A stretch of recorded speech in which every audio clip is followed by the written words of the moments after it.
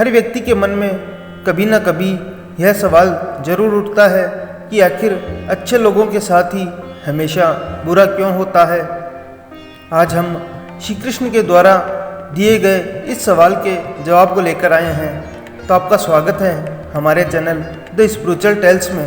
दोस्तों, एक बार अर्जुन ने भगवान श्री कृष्ण से पूछा कि हे वासुदेव, इस संसार में जो इंसान सबका भला करता है और जो अच्छा होता है तथा सदैव धर्म के मार्ग पर चलता है, उसे ही हमेशा मुश्किलों का सामना क्यों करना पड़ता है, हमेशा उसके साथ ही बुरा क्यों होता है।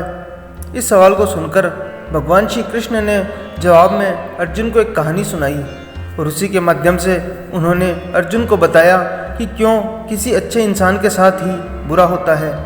श्री कृष्ण कहते हैं कि एक नगर में दो पुरुष रहते थे।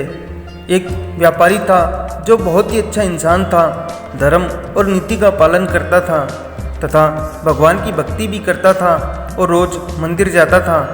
वह सभी तरह के गलत कामों से दूर रहता था। वहीं दूसरा व्यक्ति था जो दुष्ट था। वो हमेशा ही अनीति और अधर्म के काम करता था। वो मंदिर से पैसे और चप्पल तक चुरा लेता था, झूठ बोलता था और सब तरह के नशे करता था। एक दिन उस नगर में तेज बारिश हो रही थी और मंदिर में कोई नहीं था। यह देखकर उस नीच व्यक्ति ने मंदिर के सारे पैसे चुरा लिए और पुजारी की नज़रों से बचकर वहां से भाग निकला। थोड़ी देर बाद जब वो व्यापारी दर्शन करने के उद्देश्य से मंदिर के अंदर गया तो उस पर चोरी का इल्ज़ाम लग गया। वहाँ मौजूद सभी लोग उसे भला बुरा कहने लगे। उसका वहाँ खूब अपमान हुआ। जैसे तैसे वह व्यक्ति मंदिर से बाहर निकला और बाहर आते ही उसे एक गाड़ी ने टक्कर मार दी। वो व्यापारी बुरी तरह से चोटिल हो गया। उस वक्त उस दुष्ट को एक नोटों से भरी पोटली हाथ लगी। इतना सारा धन देखकर वह दुष्ट खुशी से पागल हो गया और बोला कि आज तो मज़ा ही आ गया। पहले मंदिर से इतना धन मिला और फिर ये नोटों से भरी पोटली। दुष्ट की यह बात सुनकर वह व्यापारी दंग रह गया। उसने घर जाते ही घर में मौजूद भगवान की सारी तस्वीरें हटा दी और भगवान से नाराज होकर अपना जीवन बिताने लगा। सालों बाद जब दोनों की मृत्यु हो गई और दोनों यमराज के सामने गए तो उस व्यापारी ने नाराज स्वर में यमराज से प्रश्न किया कि मैं तो सदैव ही अच्छे कर्म करता था, जिसके बदले मुझे अपमान और दर्द मिला, और इस अधर्म करने वाले दुष्ट आदमी को नोटों से भरी पोटली, आखिर ऐसा क्यों हुआ।